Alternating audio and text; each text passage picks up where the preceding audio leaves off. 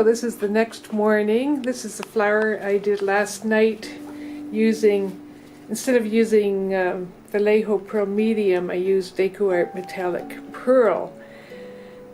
And I'm thinking next time I try this, I won't put titanium white with it. I'll just use this with the pouring medium and see whether I get nicer effects. I mean, this is pretty, except I stuck my finger in it. I thought it was dry, and I was handling it and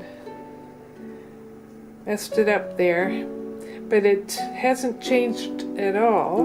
It has the pretty cells around the edges from the Floetrol, US Floetrol, and I love that flower in the middle. So let me know what you think in the comment section below. Well, that's it for today. Have a good day.